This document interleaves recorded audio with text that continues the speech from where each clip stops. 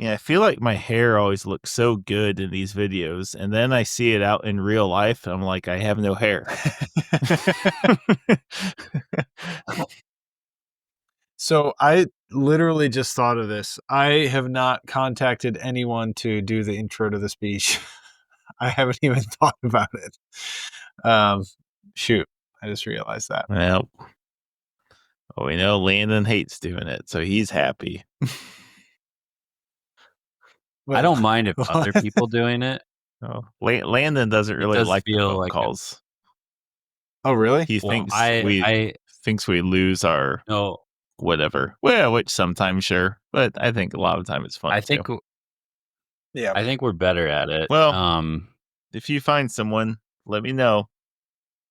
Man, what a great camping trip! Oh, I wish we were doing that this weekend again. Mm-hmm. Yeah, that was good. I actually told Julie, I was like, nothing like dramatic, but it like just solid on like every front. It was just like smooth, but everything was nice. One of our better ones. Got to the campsite plenty early. Nice weather. A nice rousing rendition of Mike's favorite song, Friends in Low Places. But let's get pumped up. Let's do it. Yeah, I'm pretty sleepy and underprepared, so I don't know what you should expect from me. And Elite 2 has an avatar function, so it's actually going to replicate me. So yeah, I can just leave and you'll think that I'm still here though. That's the new AI feature. You used your AI credits on you first. Just focus on this man and replicate him in the aggregate. It'd be funny if like we didn't even notice it wasn't you. Right. Mike, that was a great podcast. That was your best one ever. Work, Mike.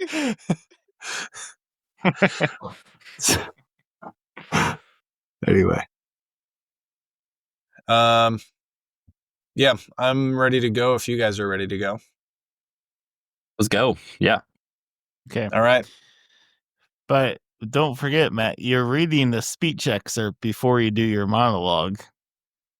So I'm doing that now, or are you still because if we're skipping the phone call, no, I'm still just do saying, the intro, Mike, right? Of course I'm introducing. Yeah. I'm just saying, Don't forget the speech. Okay. We're not doing the phone call? Yeah.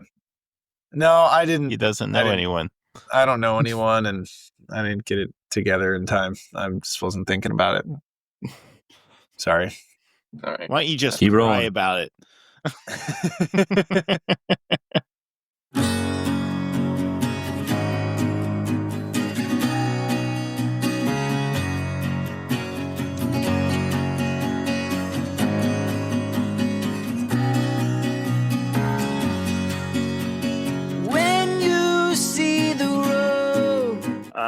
Michael Schaefer, Ross Johnson, Matt Schultz, and Landon Fry are all here. It's free.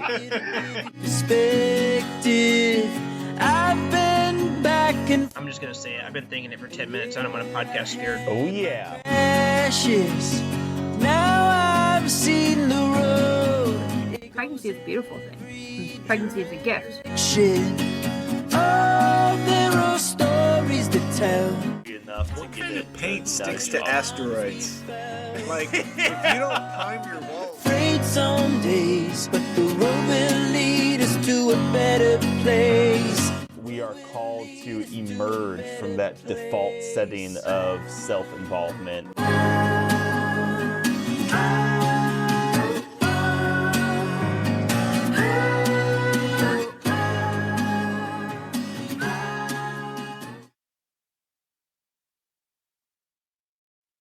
Okay, episode 64 of the speech, guys. We're all happy to be here. We're happy that you're listening. Matt's going to be taking up the helm of speeches at the start of something. Talked about starts of the day with William McRaven. The March Madness episode. Talked about starts 64. of a cross-country season Madness, with Bill Bowerman.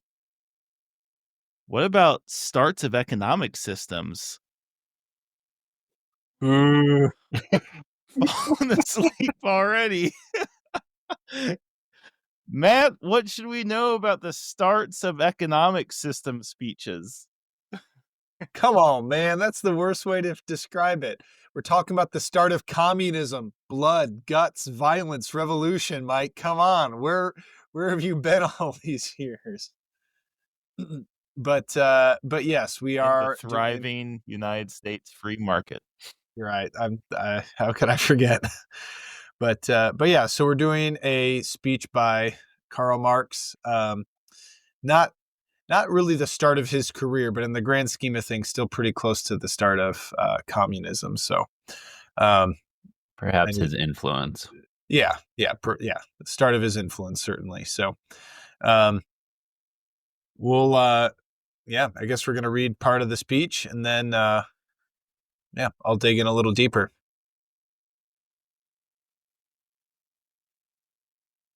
So we're picking up the speech. Partway through, he has just finished commenting on child labor laws were limited to 12 hours a day. This was in 1833. Hold on. What's the name of the speech? When did he give it? All right. So the name of the speech is on the consequences of using machinery under capitalism. This was delivered on June 18th, 1868. To be honest, I don't know exactly the context and audience, but it looks like it was a rally of sorts. He was referred to by the individual who kind of put this together as Citizen Marx. So it looks like a communist, I don't know if rally is the right word, but communist gathering of sorts. So yeah, this the speech picks up where he just finished talking about how in 1833 child labor was limited to 12 hours a day. This was a step of progress insofar as it afforded more leisure time to the workpeople. With regard to production, the limitation has long since been overtaken. By improved machinery and increased intensity of the labor of individuals, there is now more work done in the short day than formerly in the long day.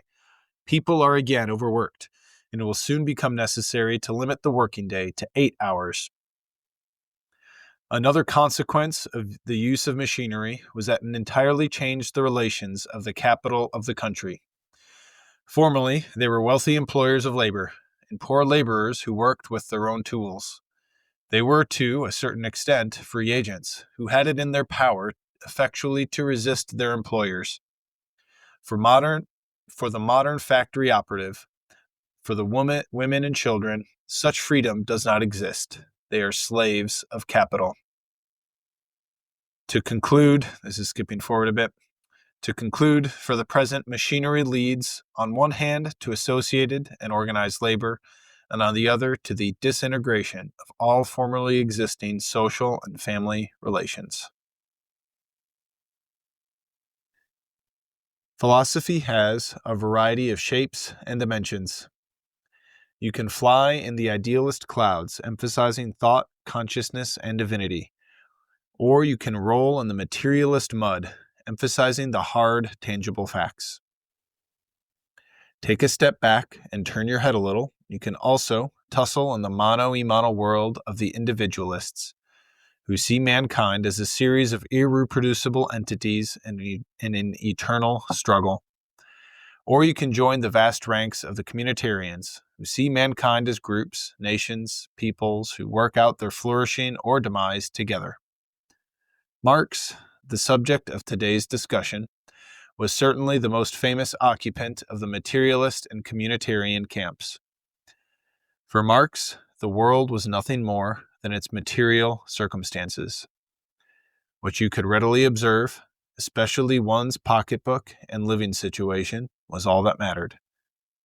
Having little regard for, according to him, the mistaken ideas of eternal life or immortal souls, he also saw mankind and its history as a series of group combatants, the haves versus the have-nots, categorizing groups and their rights over individuals and their agency. What is fascinating, however, is how such a man seemed to so deeply internalize certain Christian outputs, such as care for the poor, attending to your neighbors, engaging the outcast, all while rejecting the Christian inputs that undergird these principles. Rejecting notably that each human being is a unique expression of a loving God, with an immortal soul tethered to its body in a mysterious way, such that the way you treat your fellow man in this life has eternal ramifications. While explicitly irreligious, his narrative of the world implicitly has a uniquely biblical flair, with private property as the forbidden fruit by which all sin entered the world. The world thus needs a savior, but not in the form of a divine individual paying for the cost of sin with a loving sacrifice, but in the form of a system that will right the world's wrongs and usher in a heavenly, albeit strictly material, new order. Marx's thoughts have been uniquely resilient and have emerged over and over in a diverse array of times, places, and forms. Initially concerned with economic class struggle, Marxism has reemerged in forms emphasizing gender and race more recently. As such, Marx is a worthy foe for those among us who believe in God, ideas, miracles, individual worth, and individual agency. This isn't to say there isn't anything to learn from this philosophical lightning rod of a man, however.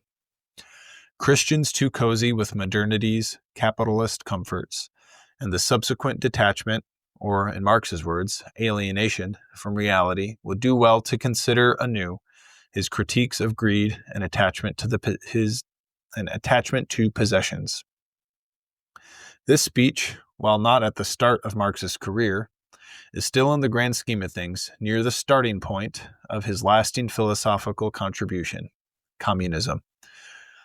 While a number of his speeches involve a lot of context of the economic times, this one features straightforward, less technical commentary and reflects some of his more generally acceptable ideas nicely, making him less of a cartoon and more of a human.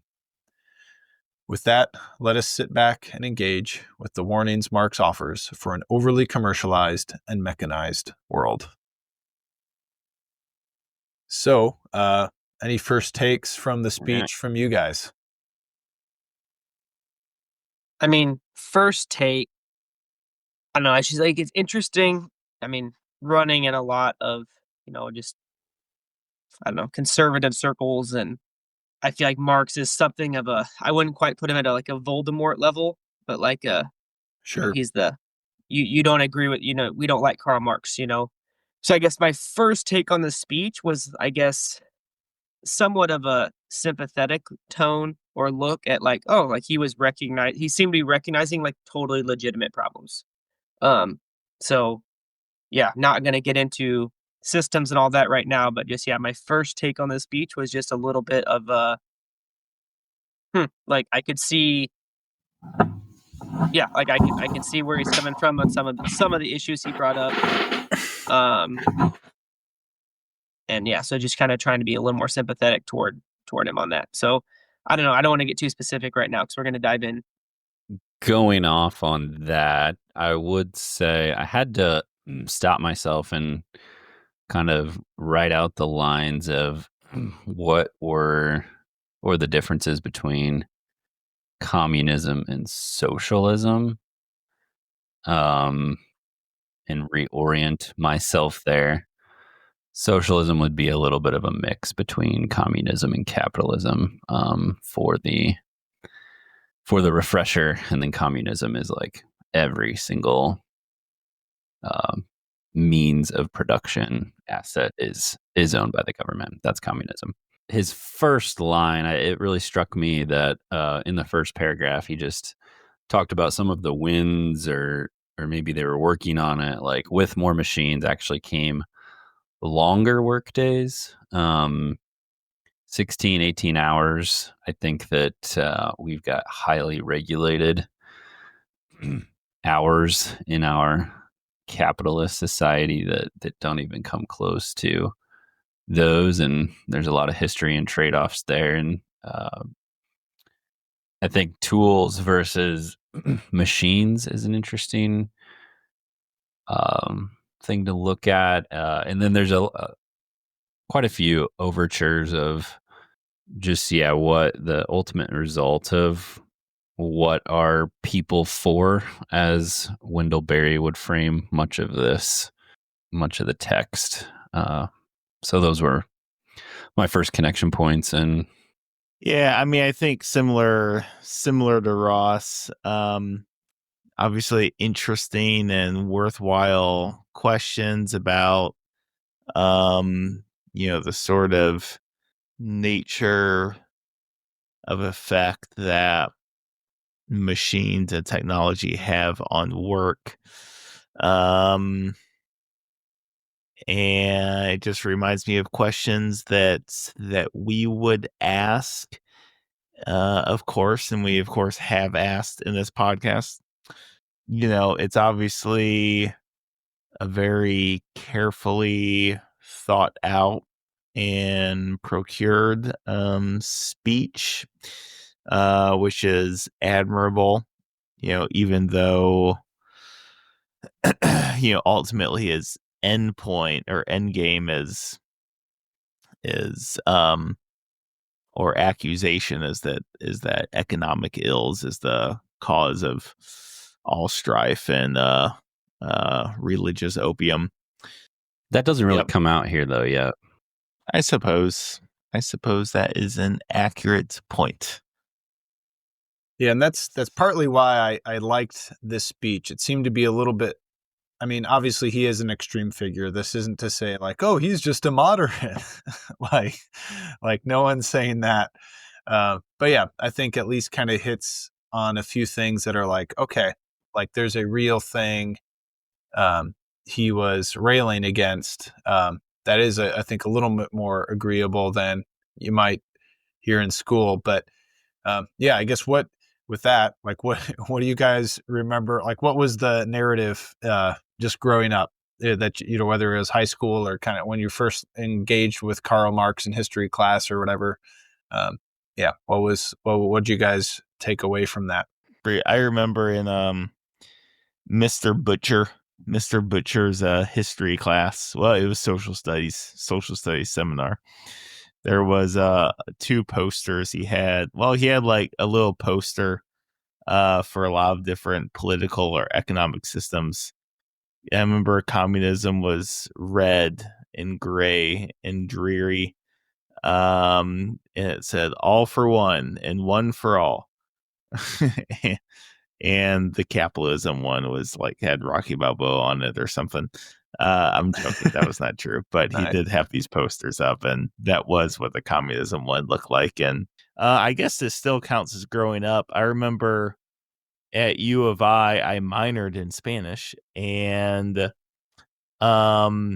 you can imagine many of the Hispanic teachers were on the lib dib side. One of them, she was a socialist, and I don't remember what it was like. It was just one of these very thorough conversation assignments. And I made some comment about how communism and socialism were basically the same. And she said, no, muy diferente, muy diferente. Oui. So I would take from that she was pro socialism, but not as far as communism. Right, Is right. Yeah. Because Latin America has experimented with all shapes and varieties of several of them. Yeah, I mean, I just remember it being this like very clear binary. I also, as if there's no way to like incorporate different aspects or whatever. I also remember just hearing the trope like, oh, communism's good on paper, in that like, oh, everyone's equal, everyone's the same, treaty, whatever.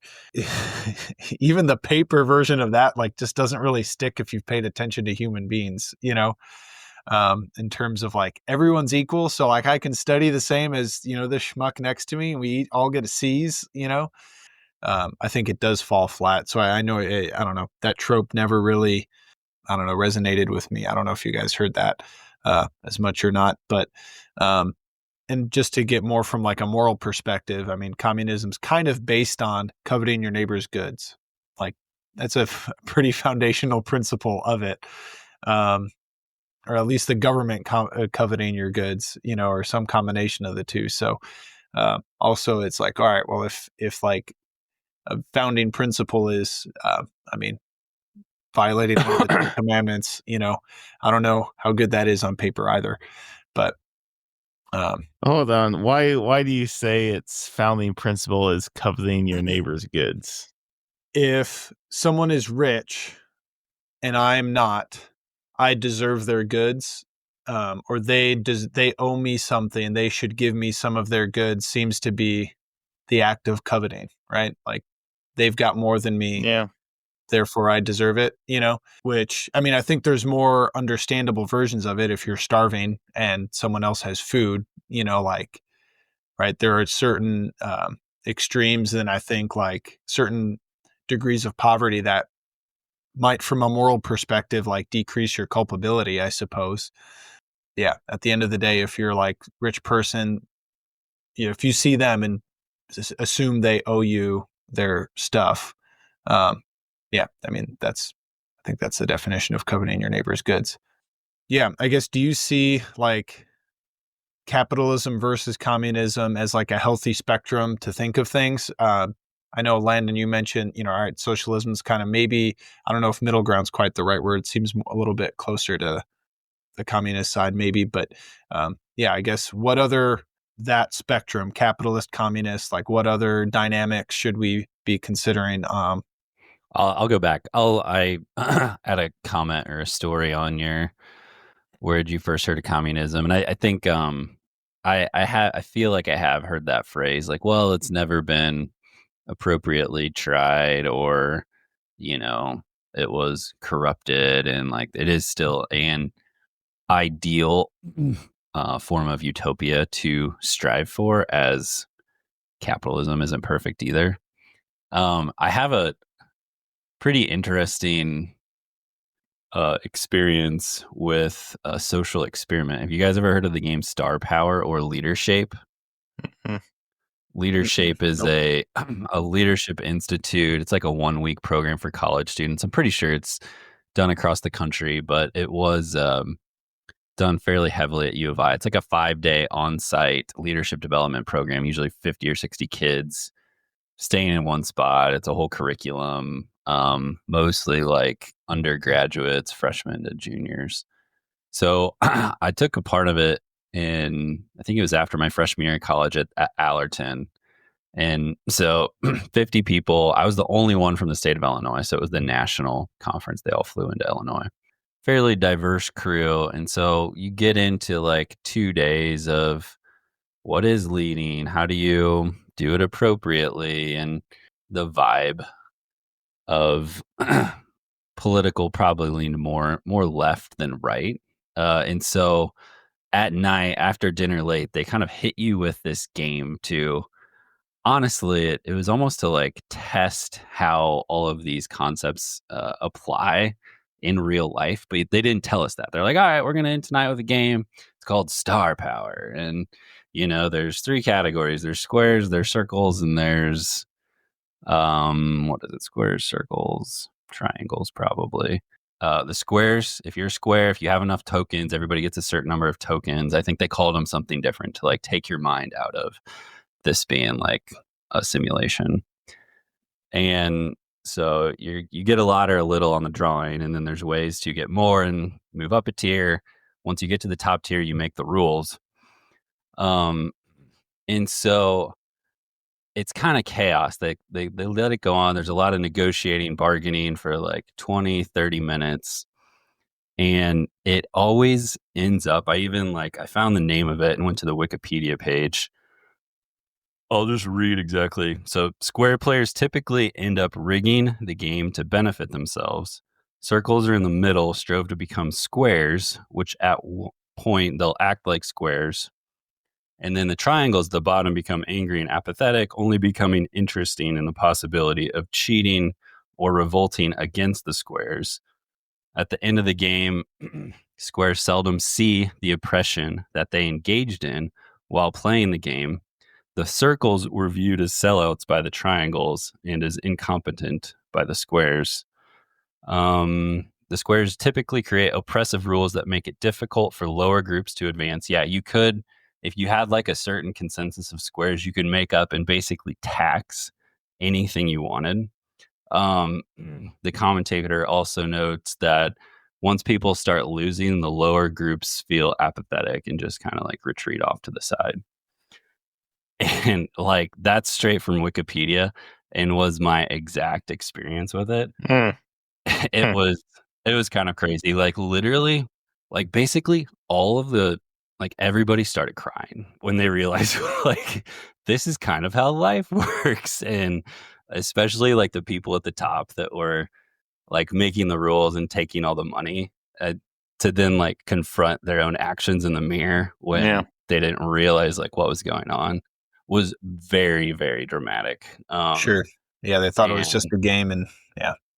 Right. Yeah. So I said, how did like the camp counselors sort of summarize it when you're all done? Sort of like you said, like, oh, this is like, yeah, no, they I think especially if everybody doesn't know exactly, like if you read this, you're gonna know how to play the game.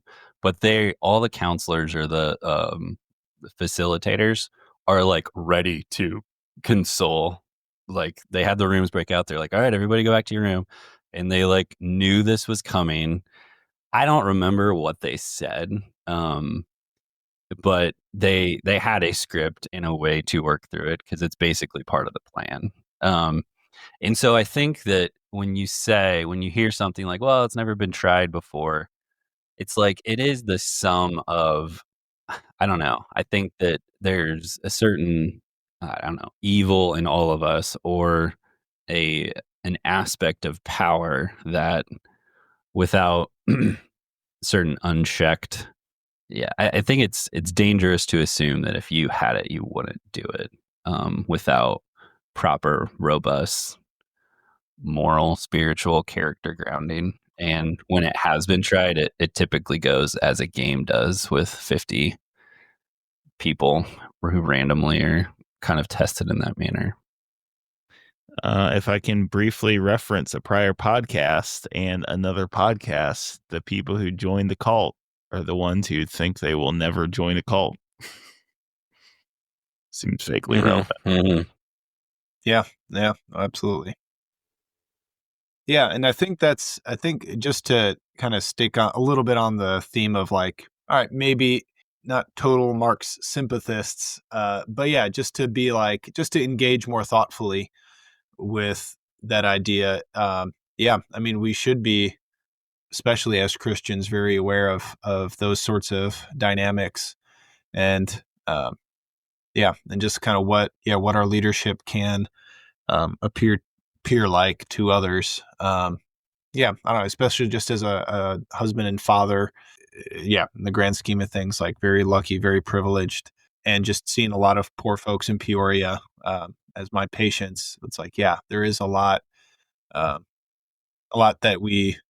a lot that can be taken from that. A lot more understanding, I think, in terms of how things are run. But yeah, I think just a lot of the power dynamics that exist within a capitalist system, it's not like that human nature will change, So as much as you can critique either system, I think what we're all really critiquing is sin more than any one structure or any one economic theory. Fair. Yep.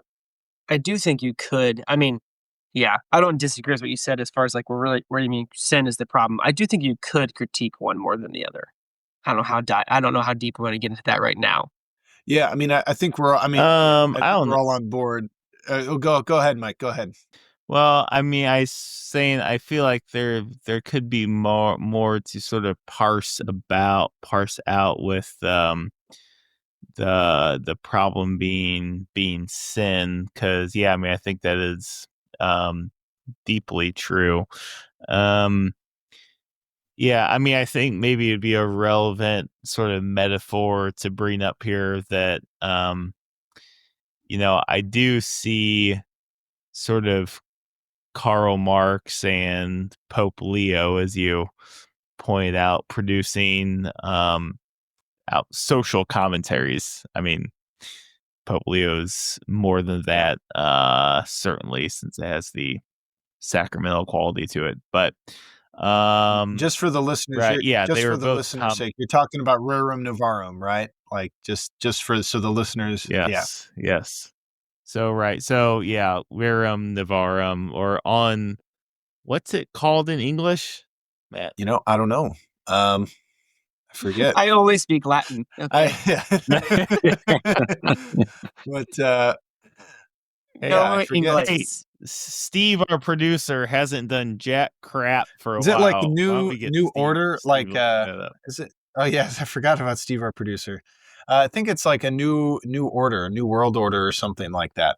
Is the That's not it, because I The used the New World English. Order. So WWE? Come on.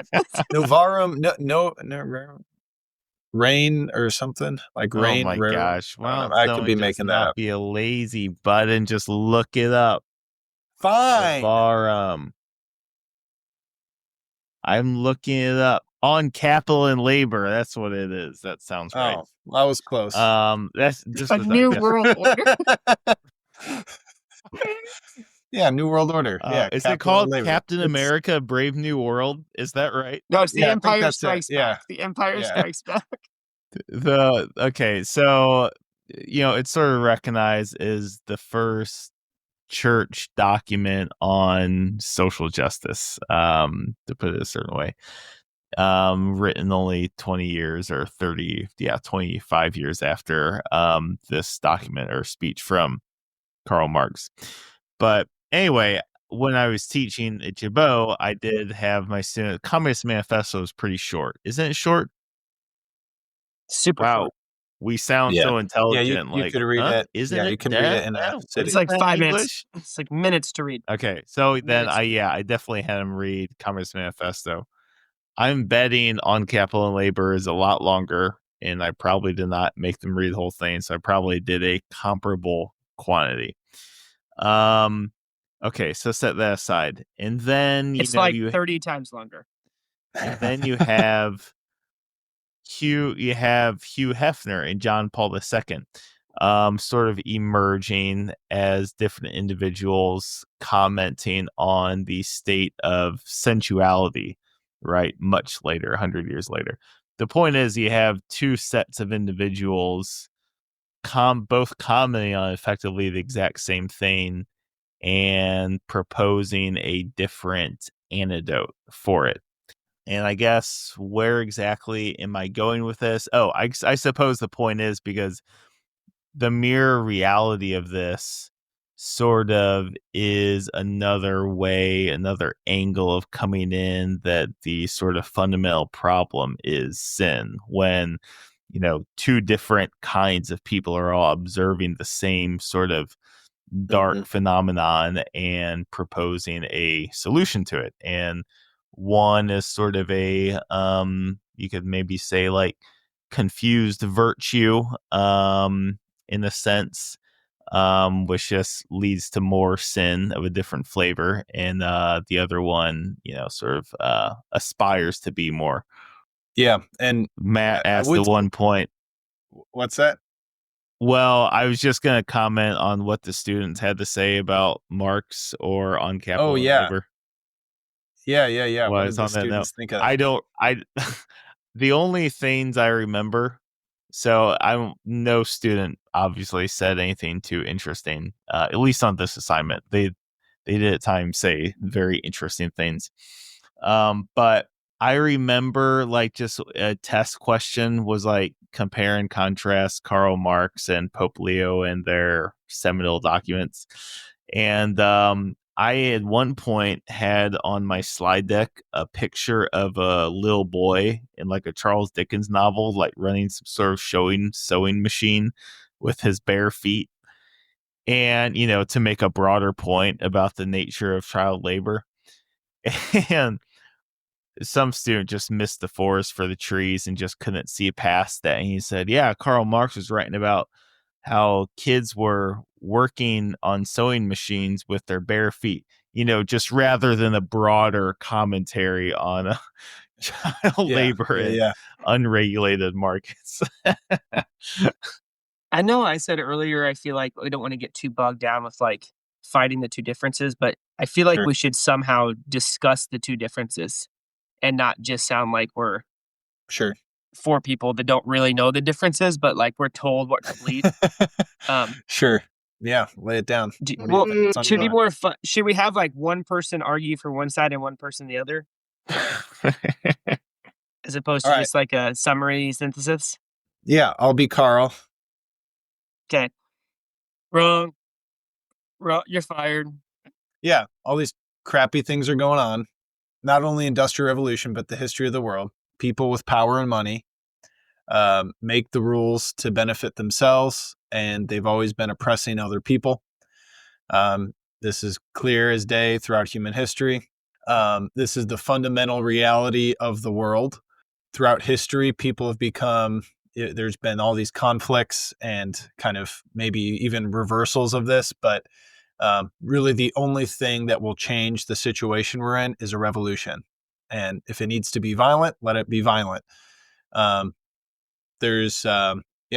the fundamental aspect of reality. I don't care about what you say about religion. It's all fake. It's fake news. All right. It's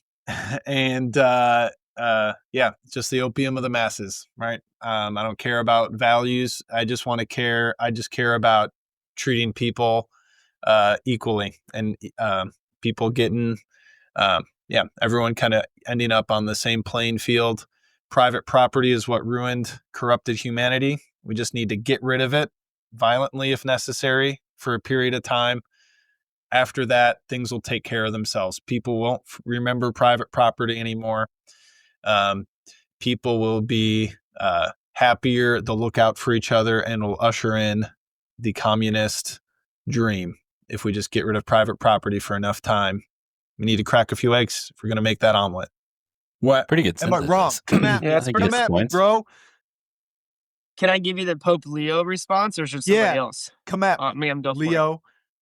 With charity, acknowledging that you are correctly seeing ills of this world and people living in poverty and unfair working conditions and positions they shouldn't have to be in. The issue with the solution provided is I guess when we look at the individual as a person and separate them from this distinct mass, from this kind of conglomerate of people, but actually look at like a human individual made in the image and likeness of God, that demands a certain recognition of their person and their worth and their value. So an extension of that is their ability to maintain private property.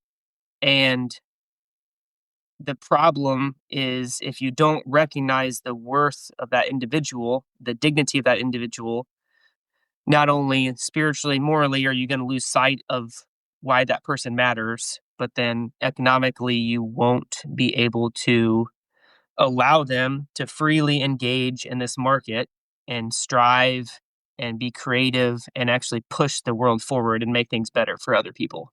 That was pretty close to what Leo had penned out, or is that kind of your No, that's kind of Ross's summation? take on it, honestly. Gotcha. Yeah. But You would tie the worth of a person to their ability to have freedom to tend to their own garden being applicable to an actual plot of land, or at least being able to own a small part of the fruits of their labor.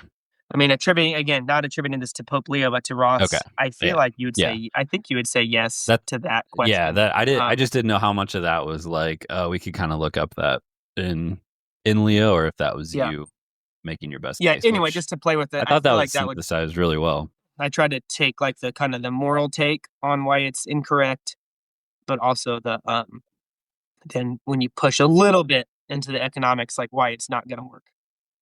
Yeah. But no, honestly, Ross, I thought that was pretty well done. Because like, just to break it down to like the philosophical side of things, like one, Marx is a materialist, so there's no such thing. There's nothing beyond your material circumstances, which you could. I mean, you could go into the kind of self-defeating aspect of materialism, maybe in a separate line of thought, but And then the other side is he's either a communitarian, or there's different terms for it, but basically things work out in the big picture, not in the level of the individual. And when you combine that and like add a little spark of revolution to it, that's kind of where he's coming from. Yeah, I mean, his view is private property is that of pure. Yeah, I mean, it is pure evil, according to him. I don't think that's really even exaggerating too much in terms of what Marx thought. Not that every person who leans in a Marxist direction would say that, but I know I've heard. This isn't Pope Leo per se, but so this is from a line from Fulton Sheen, but it was something to the effect of like, ownership is private, right? Ownership of your property is private. The use of your property is public, or not public, is social. So the fact that you own it is your business and yours alone. Like, that is a private thing. But when you start using your money, it's inherently affecting other people. Like, there's no way to use your money without affecting others, or to distribute it to someone versus another, right? You are making that decision, and you are impacting the world with every dollar you spend, with every financial idea or every financial thing you act on. Again, I think that maybe is a concise way of kind of reframing like the Pope Leo stance, and I think kind of tackling the Marxist stance in a way that's, I think, pretty concise. Like Ross mentioned, like, private property is an extension of the individual kind of living themselves out. Like, individuals are responsible for how they live that out, and that's where the church comes in, and that's where Pope Leo comes in, and like, no, we can't just violate the individuals at the expense of some vague idea of justice, even if there are real evils that kind of excite that desire for justice. Something else that I think is kind of like important to think about, like, yes, so we talked about earlier, and like, yes, sin's the problem. I'll just say it now because I don't want to sound vague earlier, but I feel like that's more obvious in the kind of free market capitalist way of thinking. At least assuming, again, if I'm consistent with what I said earlier and I actually buy into that way of thinking, is like, well, then the communist one is kind of destined to fail because it's just not going to work, because it doesn't align well with like objective reality, with like if you're going to 100% buy into the camp of kind of the points I made earlier about why Marx would be wrong, kind of not recognizing the worth and the dignity of the individual person, like, then it's just not going to work. But on the other side of things, I feel like on the free market side is more obvious why sin is going to corrupt it. And then you have, all of the ills that Marx saw. And I think a lot of people that sympathize with Marx today would see in today's society, just with certain individuals and people amassing huge amounts of wealth at the expense of other people and all that type of stuff.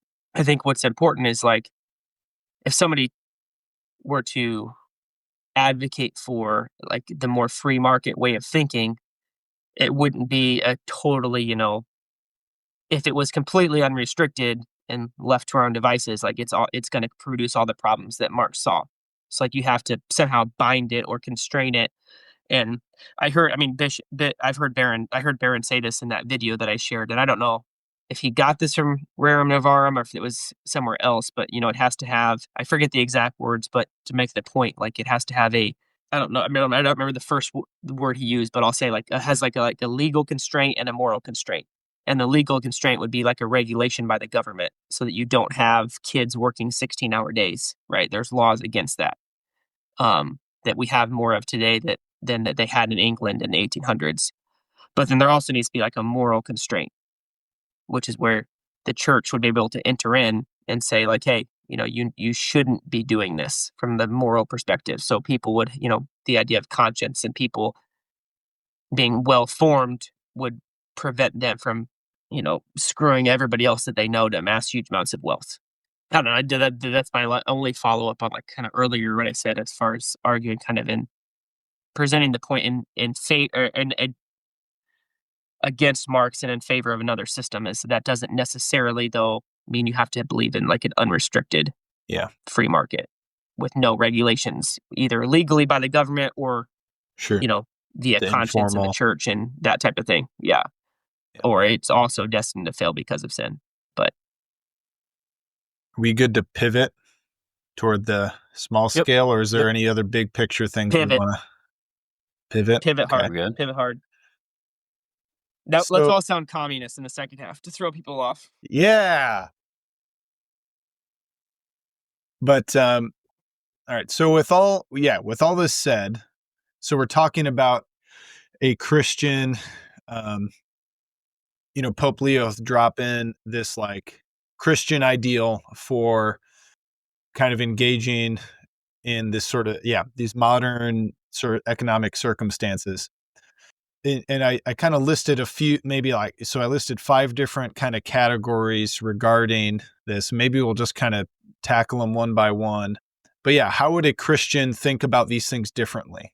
And you could go to either extreme, either the, Marxist, revolutionary extreme, or versus the consumerist, whatever. What does a Christian do differently on these fronts? Maybe is kind of the question. So we'll go with purchases first. What should a Christian do differently regarding purchases? And it's not lost that the irony that the cheapest of the 4 speech guys is the one bringing this up. Drop your jokes about me being the cheapskate. I don't know. This just sort of came to me, but I sort of like it. It's fairly simple and seems like it's an umbrella that captures a lot of my things.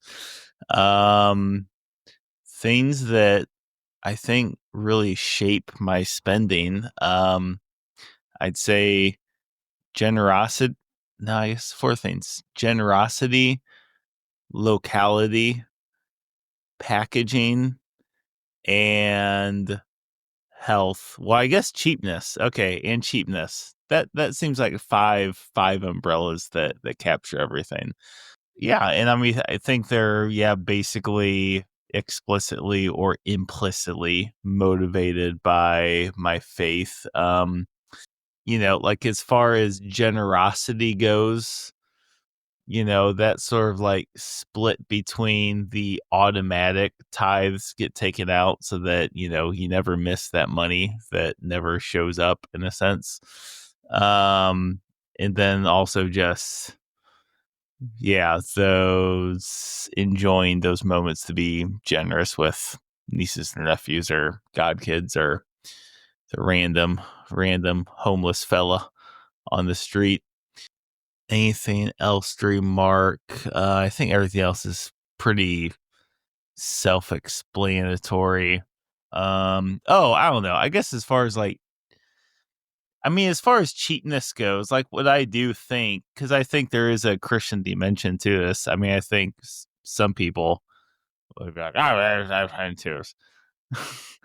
It's like whatever you don't spend on yourself, you obviously have the opportunity to share with others. So, if I'm going to Aldi's and I'm trying to decide between 5 cent per ounce bread and 15 cents per ounce bread, like I'm sort of asking myself the question, is that 15 cent per ounce bread really going to make me 3 times happier? Or am I the kind of person who deserves 15 cents an ounce bread? So, man, you're sounding like me, Mike. What the heck? I think, I'll just have a very simple thing to add to that. I like kind of what you're throwing down, but I would say, just thinking about needs versus wants, I think is just kind of a simple, like rule of thumb. A Christian should keep on the forefront when just making a purchase. Is this a need? Is it a want? Yeah, I think in general leading toward austerity for the generosity reasons Mike just mentioned. I think of like production versus consumption. So sometimes it's like when it'd probably fall under the category of cheapness, but I think that making your food or brewing your own coffee is, I just always try to err towards like, is this at home and can I delay some instant gratification of a credit card swipe and just eat at home is an important, I don't know if it's necessarily Christian, but just an economical mindset. Utility versus brand or luxury, I think is important. I think that there could be a quality aspect that bridges that. Sure, the cheapest absolute things at Walmart, but if something's good enough, do you need the logo to fulfill some image that may be a misplaced spiritual desire? Yes, if it's clothes. I gotta have the right clothes. We won't talk about the dollar amount What are of they? my Freedom two pants? primary Is that what pants. they're called? Fidelity pants? I forget what. I don't know. Fidelity pants. Those are all good thoughts. I think one thing to think about, I've thought about this kind of, I have a family member, extended family member, who is very generous in gift giving. Sometimes goes to the levels that's like, it seems like you're just spending money. I feel like for a long time, my initial reaction was like, that's just such a waste of money. And this is a little bit of a pivot, maybe like a slightly different take, but I also see in him like a lot of freedom, and that like money doesn't control everything. Kind of like you guys are saying, I agree with like, you shouldn't buy the brand. If you don't need something, you just want it, maybe you need to think about not buying it. I think all Christians are called in a certain sense to live like poverty, at least in some way. And like all of that said, I don't think that's incompatible. I don't know. I guess if you take that too far, I think it can lead to just, putting more money in the barns or whatever the phrase is. And I think that there's something to be said for like being able to be so detached from money. It's not necessarily, I don't know. I guess my only thought is if you're too stringent on spending, I'm not going to buy that. I'm not going to buy that. I'm not going to buy that. Like, is money still controlling you just as much as it is that person that's just huge house, 6 cars, all of that type of stuff, And I mean, it's not the exact same, so I don't want to get into like that exact thought. That's more just like a little like mind game, I think. But at least for me, with a tendency to be somewhat scrupulous, like I think it's a fair like question to ask yourself. Like, yes, I want to spend my money on good things and be intentional about where my money goes, but I don't want to get too caught up in money, like period. I feel like that's somewhere. I certainly struggle. Yeah, I certainly struggle to kind of strike that balance. So I think that's a good balance to what we were throwing down. What about work? So like work's another kind of economic theme here. Like what should we do different? Like how should our work look or feel or appear different as a Christian?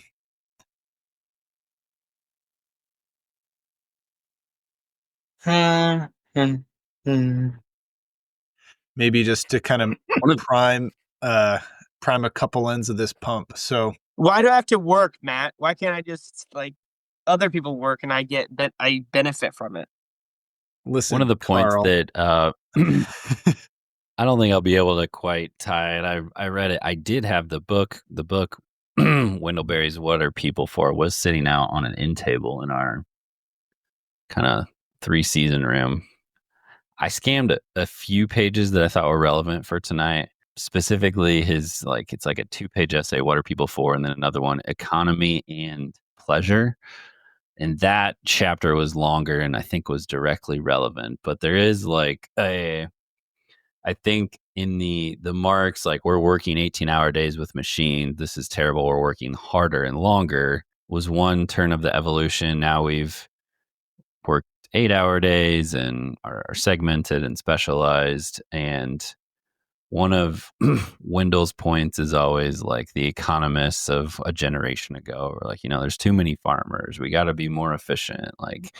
And so I think that economy and vocation are often convoluted. I think a proper way of thinking about it is like work isn't something to like get out of the way and like run to retirement and like pursue leisure at all costs. Like there's a lot of value to work. There's even a great speaker. I would recommend this podcast. It's Blizzard of the World. It's a Paul Kingsnorth talk.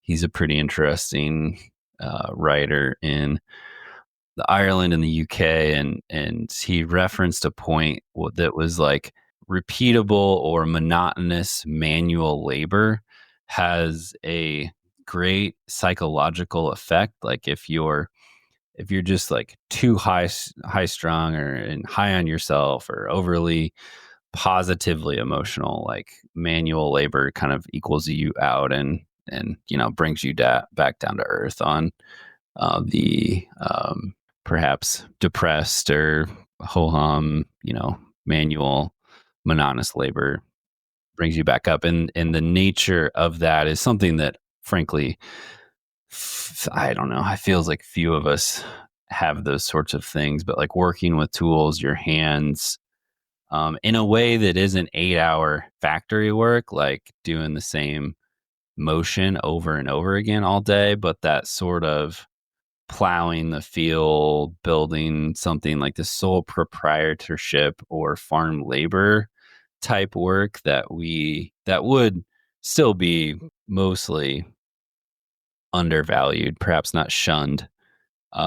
There are aspects of that are gratifying and tie body and spirit together that I think are a proper interpretation. Yeah, and I would say even I like that dynamic in terms of kind of the type of work and kind of the manual side of things, kind of balancing out maybe other more anxiety-inducing sides of work. But another dimension is just like the volume of work, right? But like this isn't to say, I guess there is the eulogy test, right? People throw out there like, what's going to sound better in your eulogy, right? That you spent a ton of hours burning the midnight oil at the office, that you really did great on your, quarterly reports, or that you spent time with your family, you're a loving father, so on and so forth, right? So that's one end of the spectrum. And I think there's a lot of truth and value to thinking of your work in that regard. Not losing sight of just the value of the work itself and the opportunities that builds for others. So like just thinking about my family history, my grandfather just worked super long hours. 60-hour work weeks pretty regularly as a carpenter. And I think that was his very legitimate calling to work that many hours. My family, he grew up very poor. Basically, he was abandoned by his father. My grandfather was, but like my grandpa was able to provide, not a luxurious life, but a stable life. He steadied this really rocky ship that he grew up in.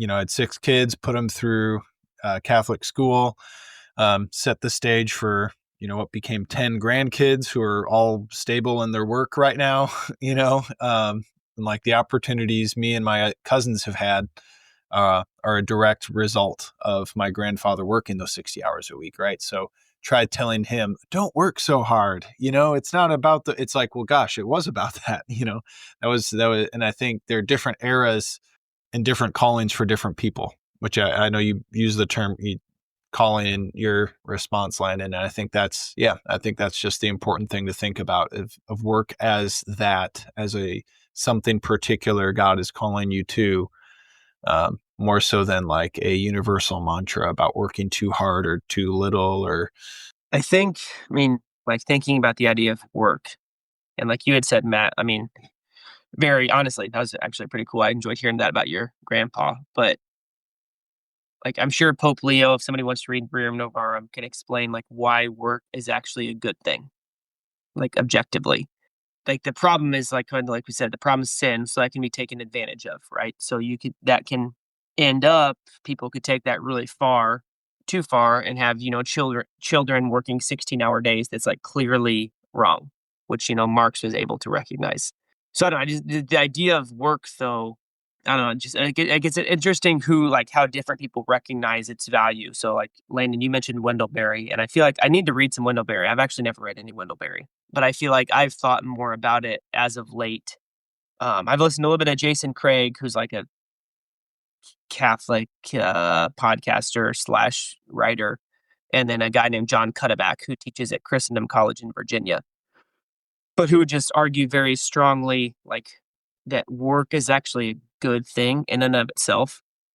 And you could distort that and take advantage of it and push it too far for sure.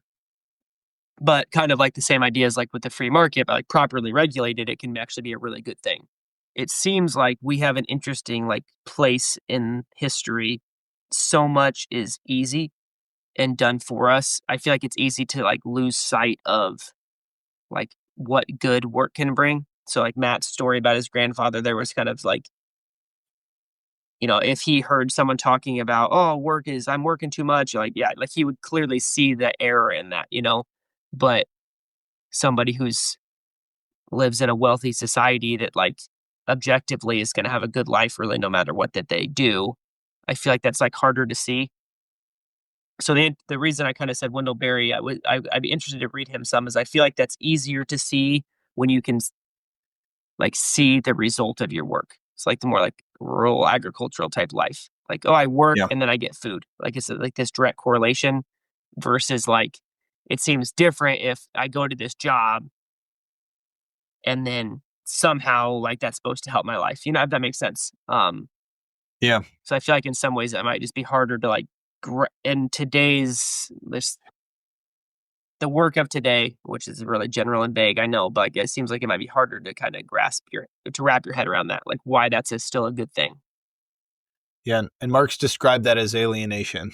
That's a big term of his, especially in factory work, right? You kind of make one aspect of a widget or one widget that turns into a car or something, but you don't get the kind of same human flourishing or artistic expression or all these kind of other human aspects of yourself expressed in your work the same way you would have in different day and age. But yeah, interesting. Yeah, that's exactly what Marxist alienation refers to. Are you calling me a Marxist right now? You are so right, Ross. You are the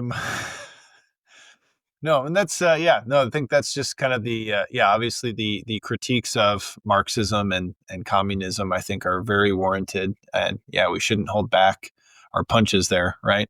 But I think that's maybe the fruitful part of this discussion is like, all right, like what is right there? Like there is something, and I think honestly, Rerum Novarum is probably the best summary. It almost reads boring because he is so good at describing things in such a clear way. It's like it feels obvious. Just the way Pope Leo writes in it. I'm about to fall asleep over here. Final bell. He needs a bell. Ring a bell in his ear. Ding ding ding ding. All your strengths. I'm talking to you, Mike. All your power. Come on, Mike. All your love. I was hoping you would like rip your shirt off and scream, and instead you kind of just like yawned a little bit. All right. Final bell question. Wrapping this puppy up. Let me pull it up here. Sorry. All right. So talking about hold on. Like we need to at least do the thing. We need to do the thing. We didn't really what do you mean? We did the Final thing. bell. I just did the thing. Well, I mean, did we sort of? Okay, we're back. All right, let's do it Final better. bell. Are you drunk or Ding ding ding. All your strength, all your power, all your love. What round is it? 15. One more round. There's no stopping us now. This is our round. Don't stop it now. We're starting. We don't stop. All your strength, all your power, all your love, everything you've got. This is your whole life. Do it now. And we're back again. All right. So final bell question. What would you want your kids to do better than you regarding using their money? So talking about work, talking about money, the economy, finances, what would you want your kids to do better than you?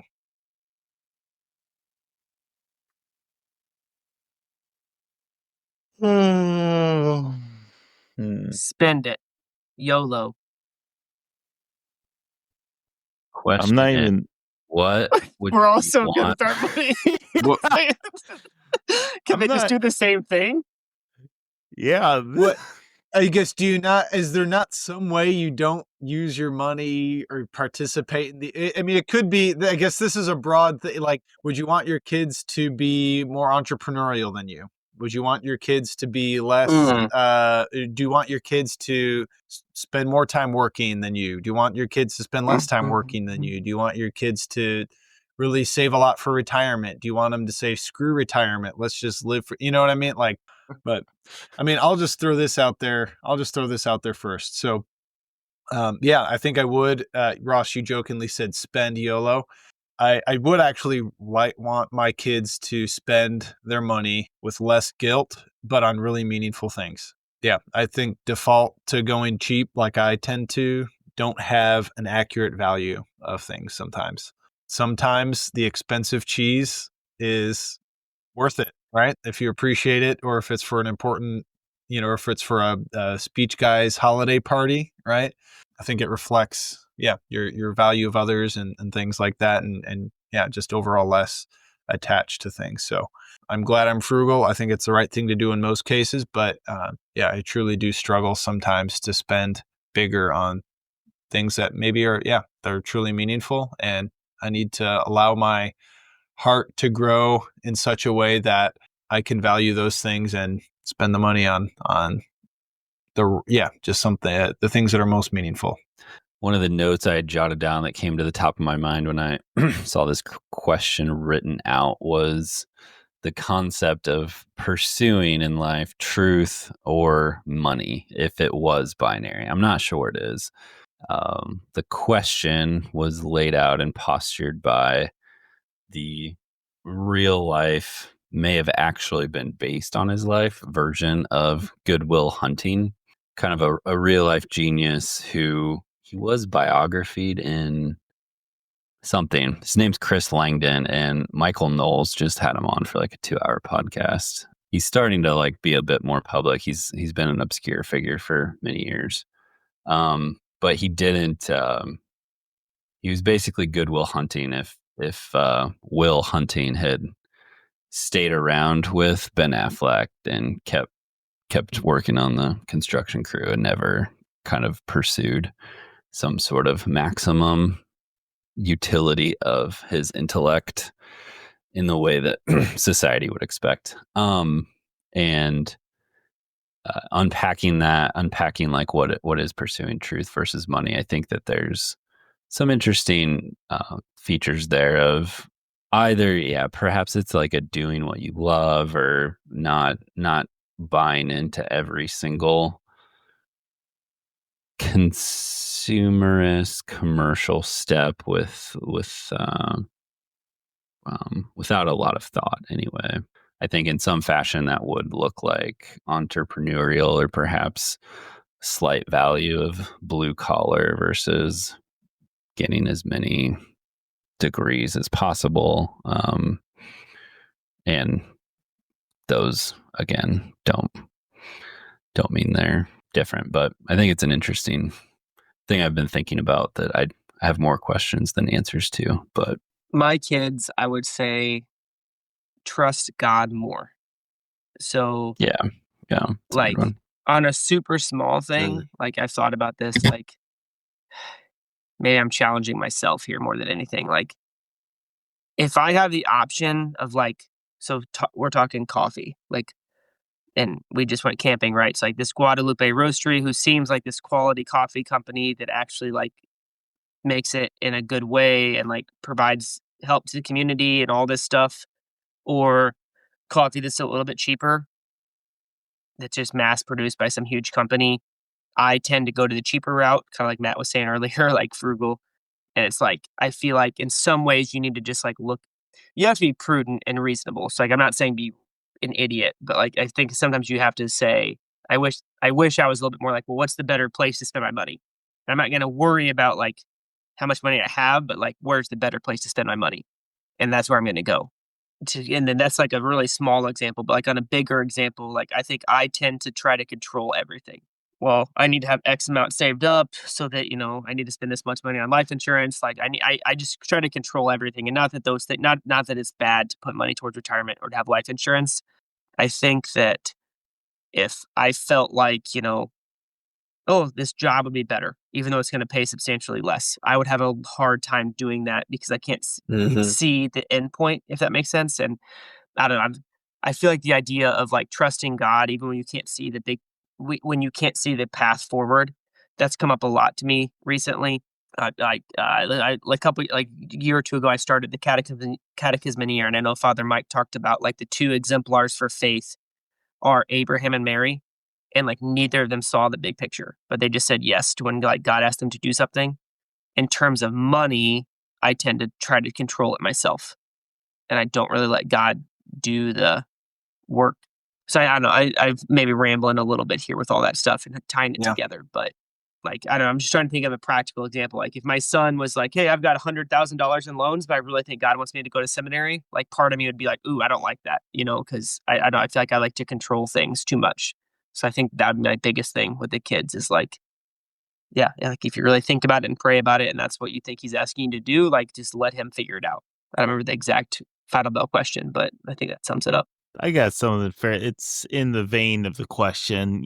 Growing up, I mean, this goes for something we didn't get to. We famously did not have a dishwasher. We did not have cable TV. Yeah. I definitely had a sense that my parents said no a lot in the sense of like going to the grocery store. Hey, can I have Pop-Tarts? No. Hey, can I have the special cereal? No, you don't need it. Hey, can we da-da-da? I didn't like hate it. I appreciate it probably as much as a 4 to 14-year-old can appreciate. And obviously appreciate even more now. So yeah, I mean, I think God willing, that is something that I would want my kids to appreciate as much is, sometimes you can't afford things and it's better to just choose not to pay for it or buy it, like cable or dishwashers. Yep. Did you go, Matt? I was falling asleep. I did. That's all right. I'm used to you sleeping while I speak, Mike. It's okay. It's it's a tradition now. Well, we actually just finished the podcast, Mike. Well, we got Landon to finish up in 1 month. I guess his speech will be the word, and the word was with God, and the word was God, the very first speech ever. Sure. Let's do it. But until then, thanks for drinking. No, I'm sorry. And no, I say until then.